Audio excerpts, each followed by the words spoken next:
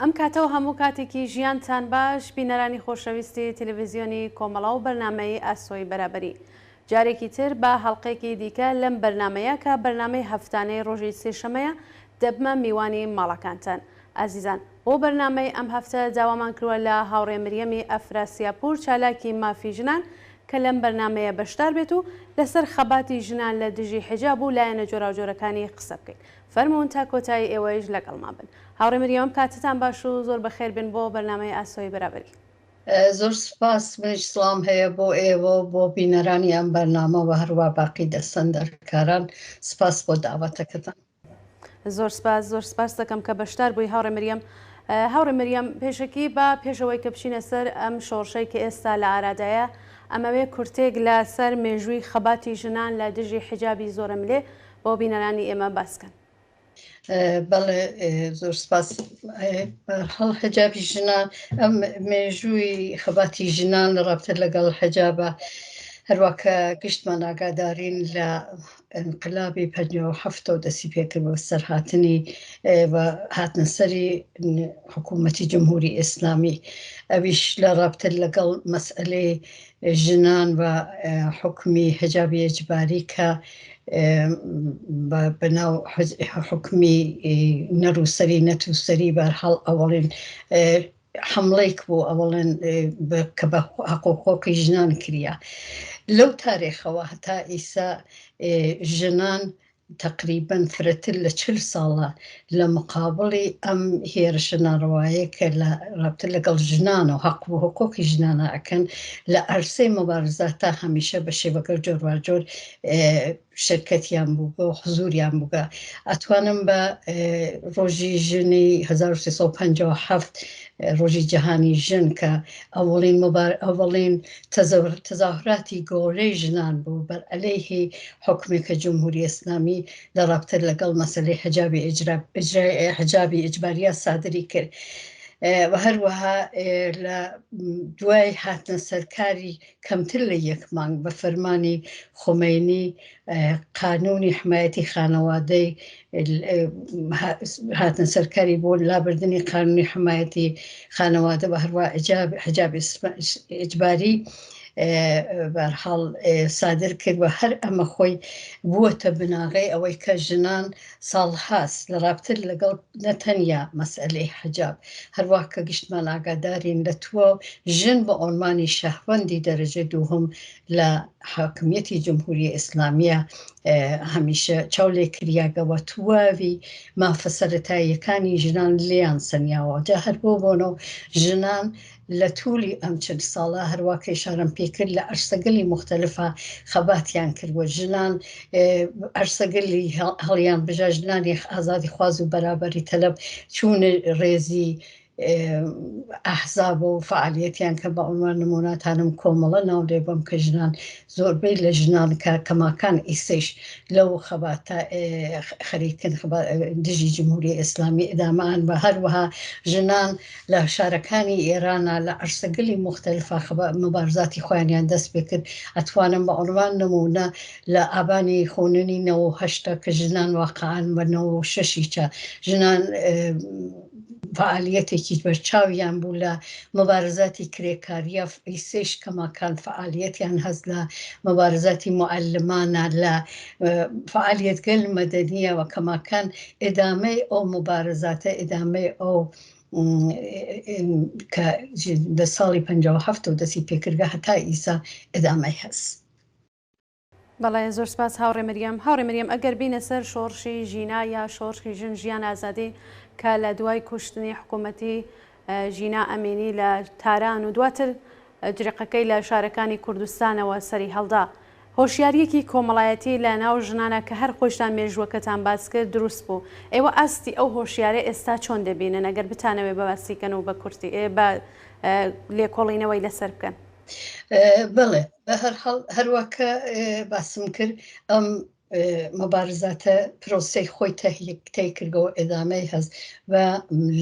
لەم پرۆسی مشخصە تقریبان لە 8 مانگی ڕابردووە کە هەروەکە ئیشارەتان پێکرد بە قەتڵی دەوڵەتی مەهسا ئەمینی مبارزاتی ژنان لە ئێرانە چووە قۆناغێکی تر، یانێ مەسئلەکە لە حاڵەتی ئەوەی کە فقط لە مەسئلەی شوعارا بێت بووە مەسئلەیەکی واقعی و علەنی و ژنان و نەسڵی جەوان. من ئەتوانم بەوە ئشارە بکەم دیارە ئێمە وتم هەروە ئشارم پێکرد خەواتی ژنان لە ئەرزی ئەم 40 ساڵە پرەتر لە 40 ساڵە هەمیشە ئێدامەی بووگەوە هاتوونەوە مەڵام یەکێ لە بەرجەستەترینی ئەم شۆرشی ژینە ژنجیان ئازادی ئەوشەوەیە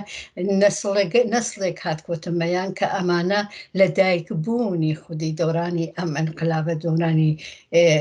بەسەر هاتن سەرکاری جمهوری ئیسلامی بە دنیا هاتکن و ئەمانە لە ئەرسەگەل مختلفە واقعاً هەمیشە هان لە سەفی ئەوەڵی مبارزاتەوە من پێم وایە پێگە و جایگای مبارزاتی ژنی ئێرانیان نەتەنیا لە ئێرانە بەڵکو لە دەرەوەی ئێرانە بە دنیا ناسان و ئەو زۆڵم و زۆر و بەرەنگاریە کە حکوومەتی جمهوری ئیسلامی لە ڕابتر لەگەڵ ژنانە ئێباتە بەرەوە ئەم 40 ساڵە بردیتەوە ئیسە زۆر بە خۆشحاڵیەوە لە سەراسەری دنیا ئەم مەسئلە مەترح کریاگەوە مەترح ئەکریەوە ئەم شۆرشە ئێدامەی هەست ئەم نەسڵە من پێم وایە یەکی لە نقطە مثبەتگەلێکە ئەتوانین باسی دیکە هەروە وتمەمانە نەسڵی تازە نەسڵێکن کە لە دەورانی جمهوری ئیسلامیە لە دایک بوون بەڵام دیارە شۆن پایە مبارزاتەکەیان دیارە کە مبارزاتێکە لە توولی ئەم 40 ساڵا کریاگە بەڵام ئیسا ئەمان بە شێوەیەکی ئەلەنی تر ئەتوانم چاوی لێ بکەم هەروەکە ئاگادارین لە تووری ئەم 8 مانگە سوزاندنی حجاب لابردنی حجاب ڕوبەڕووبوون لەگەڵ نیروگەل ئینتزامی هەمووی ئەمانە بەرحاڵ ئەرسێکە کە ژنان تێکیا خەریکن دەست و پەنجە نەرمەکەن و هەروە کە ئشارەی پێکردی ئەڵەن ئەمە ڕسانسێکە کە خەریکە لە ئێرانە ڕۆخەداوە ژنگل هەن لە پایە ڕێزی ئەم مبارزاتاکەن و هەروەکە خۆشتان نەزانن دیارە شان بەشانیەوە کە جمهوری ئیسلامی پێوا بوو کە ژن زەعیفترین گروهە لە جامعە ئێرانە بۆیە ئەوەڵین حملات و ئەکسەرن لە توولی ئەم 40 ساڵە شەدیدترین حملاتی بە ژنان کردە بەڵام ئیسە خۆشبەختانە ژنان پای بە پای ئەو بێڕێزیە ئەو بێ مافیەکە جمهوری ئیسلامیەکە ئیسە پای بە پای ئەوە ژنان لە عەرسەی مبارزاتە حوزوریان هەست و هەروەها پێوا بوو جمهوری ئیسلامی کە ئەو هەموو مقاومەتە لەسەر مەسەلەی حجابی ئیجباریکە ژنان تەسلیمەون بەڵام خۆشبەختانە ژنان تەسلیم نەبوون هەروەکە ئەزانە ژنان زۆر فعالن بەداخەوە زۆر بێ لە فعالی ژنان ئیسە لە گۆشەی زیندانەکانە هەن هەر بە دلیلی ئەوەی کە هەر ئیستێش چ لە داخلی زیندانە چ لە دەرەوەی وڵاتە لە ناو مەزورم وڵاتی ئێرانەوە چ لە دەرەوەی ئێرانە بە ژنان پەرچەمی ئەم شۆرشیانە گرتووەتە دەسەوە خەریکن مەبارزاکەن. سپاس دەکەم هاوڕێ مریەم هەندێک پێیان وایە بزوتنەوەی ژنان چ لە ڕووی عەمەڵی و چە لە ڕووی تێئۆریە و خاڵی لاوازی هەیە ئەگەر ئێوە بتانەوێ هەڵسەنگاندنی بۆ بکەن وەکو خۆتان باسی بکەن چۆن باسی ئەم بابەتەکەن. دیارە من ئشارەم کرد بەوەی کە بە هەرحاڵ بزوتنەوەی ژنان ئیسە بزوتنەوەیکی بەرچاوە جایگای مبارزاتی ژنانی ئەگەیاندووەتە ڕادێکی تر ئەرسەیەکی تر ئەرسەیەکی لە سەراسەری دنیا ئەیسا تواو چاوەکان ڕوو بە ئەوەیە کە ئەم ئەنقلابە خەریکە ژنان جایگای تایبەتی خۆیان هەست بەڵام ئەگەر من گەرەکەم بێت لە دیدگاهێکی ڕادیکاڵ و شۆڕشگەرانە و چاو بکەم لە ئەم مبارزاتە دیارە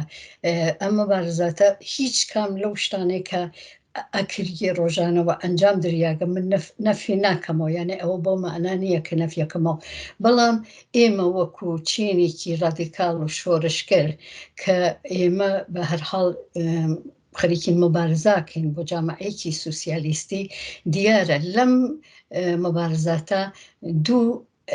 دوو شت هەیە یەکێوە کە ڕفۆرمیزمە یەکێکەوە سوسیالیسمە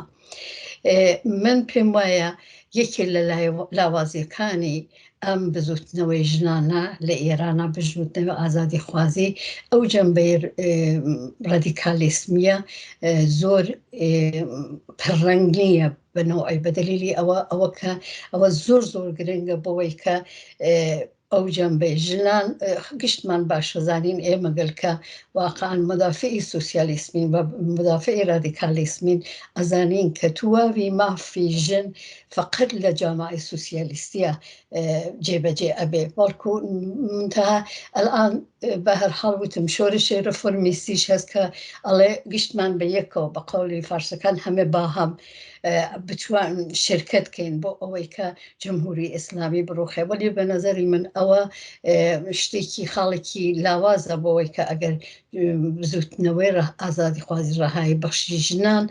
لە ئێرانە فقط بە شۆنی ئەو مەسلەی ڕفۆرمیستە بێ بەڵکو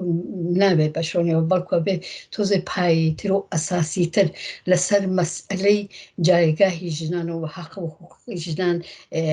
کۆشش بکاوە خۆی سازمان بە بۆەوەی کە من پێم وایە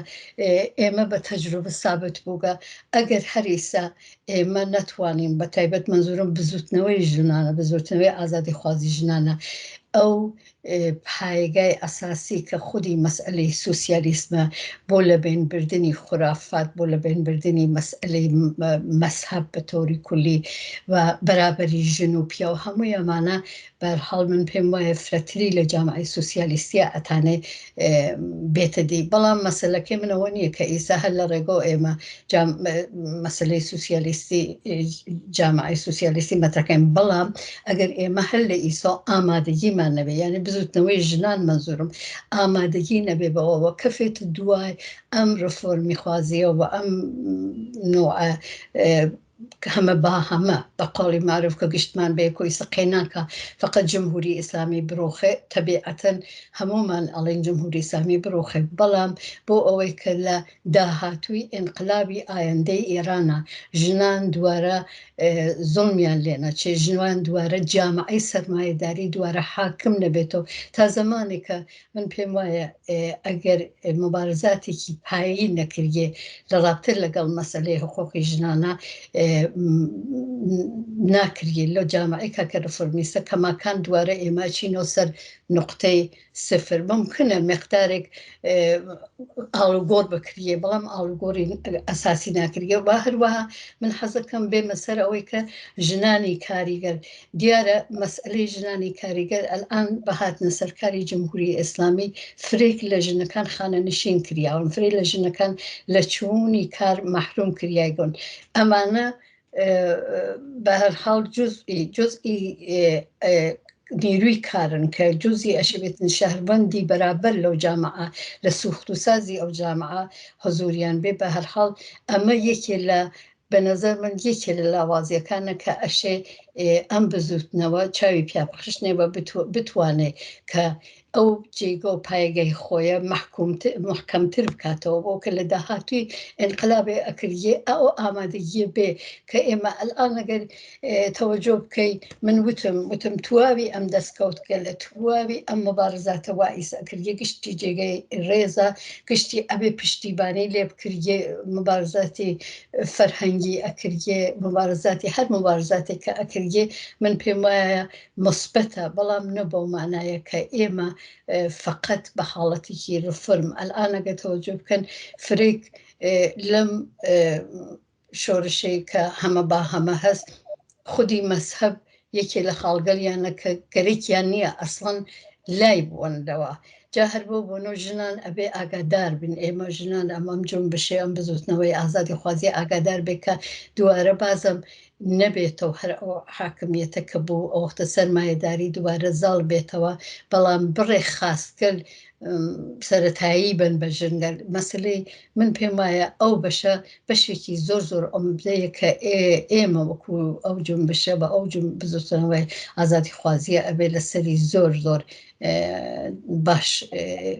محکم لسری بچی و او پایه قوی تر و اساسی تر بره با مبارزه سپاس دەکەم هاوڕێ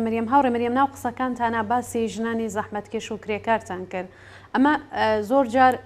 لەلایەن خەڵکەوە لەلایەن ئەو کەسانەی کە ئەم شۆڕشەیان زۆر لێکداوەتە و وەکو خاڵێکی لاواز باسییان کردووەکە نەتوانراوەکە ژنانی زەحمەتکێش بێنە ڕێزی مبارزەوە ڕای ئێوە چیە لەسەرەوە بۆ نەتوانراوە ئەم ژنانە کە بەشێکی زۆر عومدەن لە چینی کرێکار بێنە ناو ڕێزی مبارزەوە دلیلی ئەسڵی ترین دلیلی خودی هەر ئەو حاکمیەتی جمهوری ئیسلامی یەکێ لە ئاساسی ترین مەسئلەیە کە بە تۆری کولی گشتمان باشە زانین بە هاتنە سەرکاری جمهوری ئیسلامی کولەن ژنان خریانە ماڵۆک ژنان لە فرێک لە کار مەحروم کریان و ئەگەر کاریش ئەکریان هیچ مافێکیان نەبوو بە ئۆنوانەوەی کە وەکو کارگەر بیمەی کاریان بێ نازانم دەرامەدی باشیان بێ هەمووی ئەو مەسایلە دەستی داواتە دەستیەکە و کە ژنانی زەحمەتکێش بەهەرحاڵ نەیانتوانیگە ئەو جایگایانە بێت لەو لای شەو بەنظر من خودی تەبەقەی کارگەر یەکێ لە مەسەلەی ئەساسی و گرنگ ئەوەیە کە بەها بدا بە مەسئلەی ژنان دیارە ئێمە ئەگەر گەرەکمان بێ واقعان تەبەقەی کارگەرگەرێکی بێ ڕزگار بێ و بە مافەکانی خۆی بگێ تا زمانێک کە ژن نەتوانێت ڕزگار بێت تا زمانێک کە ژن وەکو شەهروەندی بەرابەر چاوی لێ نەکردێ ئەو جنبشە ئەو مبارزەی تەبەقاتیە سەر ناگرێ ئەمە بەشێکی دووهەمیشی ئەوەیە کە واقعان شاید نەشاید بەڵکو کار نەکریاگە لەسەر ئەوە کار نەکریاگە ئەلان فکری بکەرەوە لە خودی شارەکانی کوردستانە تاو جێگەی من ئاگدارم ئەلان ژنان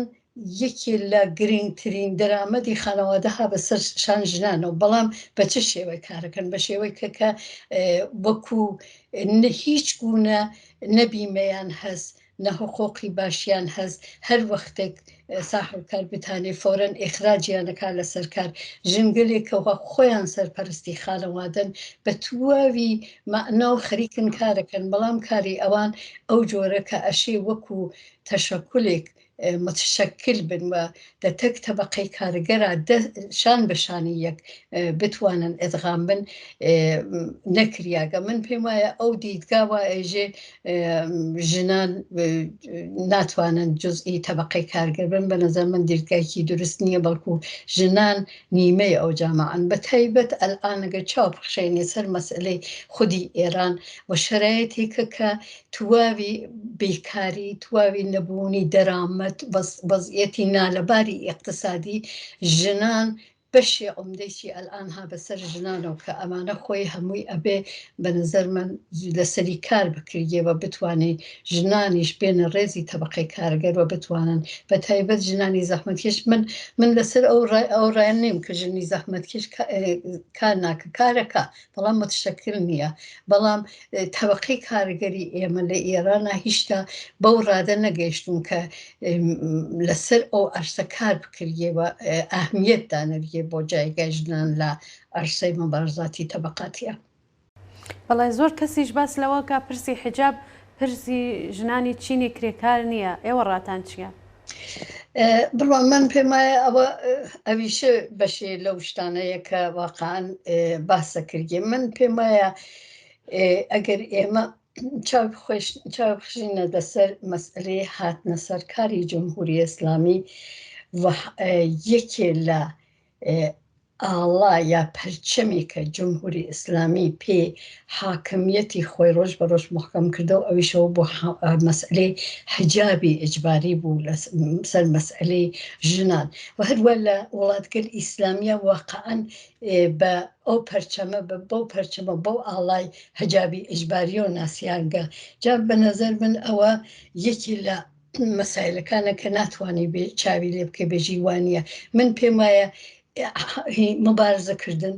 ئەلێهی حجاب مبارزەکردنی بەتواو بۆ مەوجودیەتی جمهوری ئیسلامیە یانێ خەتە جمهوری ئیسلامی یەکێ لە شتەکان کە بەوە بەنە هەر ئەم مەسئلەی حجابی ئیجباری و مەسئلەی بە هەرحاڵ زوم و زۆرکردن لەسەر ژنانە جا هەر بۆ بۆنەوە من پێم وایە ئەمی چه بەشێ لە چتگەلێکە بەشی لە ئەو خاڵە لاوازەکانە کە طبقەی کارەگەر و ڕادیکالیزم ئەوە لە بەرچاو ناگرێ و لە سەری زۆر قسە ناکە. بە نەزەر من ئەوە بەرعەکسە بە دلیلەوە خۆمان گشتمان ئەبینین بە تایبەت لەم شۆرشەی ئەخیرە کە مەسەلەی ژیان ئازادی، مەسەلەی سوزاندنی حجاب، مەسەلەی لابردنی حجاب، جمهوری ئیسلامی بە تواوی معنە و خەریکە تێ ئەکۆشێ بۆ ئەوەی کە بەر بەوە بگرێت کە ئەوە بە نەزەر من بۆوە تومە هەروە وتم تواوی حاکمیەتی جمهوری ئیسلامی ئەبرگێتە ژێر سوال. چۆن ئەمە ڕەبتی نییە؟ چۆن ناتوانێت ڕەبتی بێ؟ ئیتفاقاً ڕەبتی زۆر باشی هەست. من پێم وایە بۆ هەردوو شۆرشی ژنان بە تایبەت شۆرشی بزوتنەوەی ئازادی خوازی و مەسئلەی سوسیالیزم شان بەشان لەگەڵ مەسئلەی خەباتی طبقەی کارگەرە ئەبێ دەست بنە دەستیەکە. سەرڕای ئەوە ئەمە شتێکی زۆر مهمە. بە نظر من مبارزە عەلەیهی حجاب شتێکی مهمە. مبارزەکانی تریش کە ئەکرێ لە عەرسەی مەدەنیەش مبارزەی مهمە، بەڵام خودی طبقەی کارگەر ئەبێ لەسەر ئەم مەسئلە شان بەشانی مبارزاتی ژنان دەست بنە دەستیەکە و هەروە جۆمشکلی تریش وا هەست بە یەکە و بتوانن ئەم مبارزە بۆنە بەرەوە. هەروە کەوتم ئێمە ئەگەر گەرەکمانە واقعاً دوارە تەجروبەی ئینقلابی 57 نەکردێ، ئەبێ یەکێ لە خاڵە مهمەکانی ئێمە ئەوەیە کە لابردنی ئیسلامی سیاسی و سەرمایەداری یەکێ لە مەسایلی ئەساسیە کە ئەویش لە رادیکالیزم و سوسیالیزمە پیادا ئەکردێ. بەڵای زۆر سپاس هاوڕێ مریەم، خۆشتان ئێستا لە ئاخر قسەکانتانەوە ئیشارەتان پێکرد. ڕێگا چارەکە چییە بۆ ئەوەی کە ئەم پرسی ژنان دوای کۆماری ئیسلامی، دوای ئەم هەموو ساڵەی کە زۆڵ و زۆر لەسەر ژنان بووە، بێحورمەتی کراون، سەرکوت کراون، حجابی زۆر لە ملێدا سەپاوە سەریان، بەڕای ئێوە ڕێگا چارەکە و بەدیل چییە؟ من پێم وایە ڕێگە چارەکە بەشی کرد لە قسەکانیشمان ئشارەم لێ پێکرد، ئەوەی کە ئێمە ئایسەر لەگەڵ بە ئیسلاح دوو جونبشە ئێمە ڕووبڕووین. یەکێ ئەوەی کە خۆتان نەزانن جەناحی ڕاستە کە دیارە ملی مەسحەبیەکانن، ئەمانە کە ئیسا ئەزانن کە جمهوری ئیسلامی ڕوو بە نابودی ئەچێ، پەنایان هاوڕگە بە هەرحاڵ بە ناسیۆنالیستی پرۆغەربی.